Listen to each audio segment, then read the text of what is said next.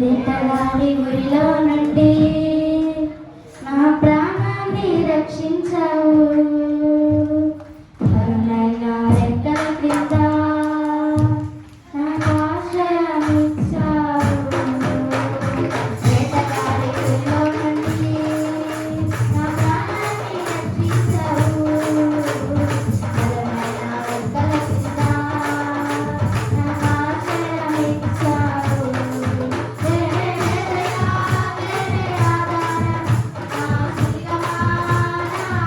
నా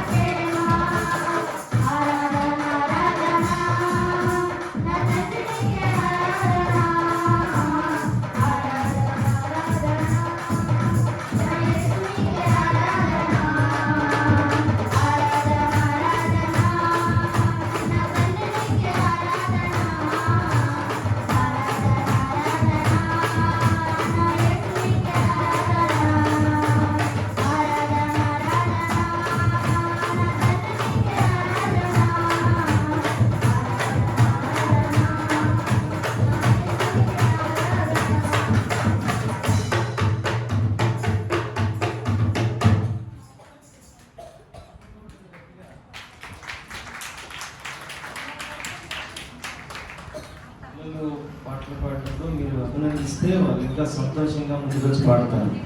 కనుక ఒకసారి గట్టిగా వారికి చప్పట్లు కొట్టండి. మనమందరము లేచి నిలబడదాం. చాలాసేపు నుంచి కూర్చున్నాం కనుక చిన్న బిడ్డలందరూ ముందుకు ఇక్కడ వరకు వచ్చి కూర్చోవచ్చు. ఇంకా వచ్చేవాళ్ళు ఉంటారు కనుక పిల్లలందరూ ముందుకు వచ్చేయండి.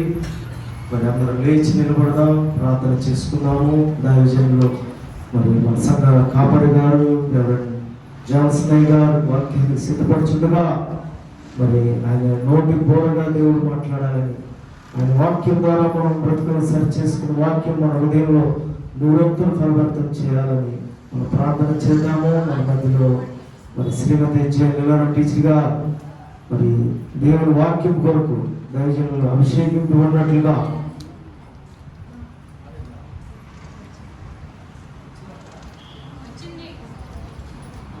కనుక దైవజనులు అభిషేకింపబడినట్లుగా వాక్యంతో మాట్లాడతారు.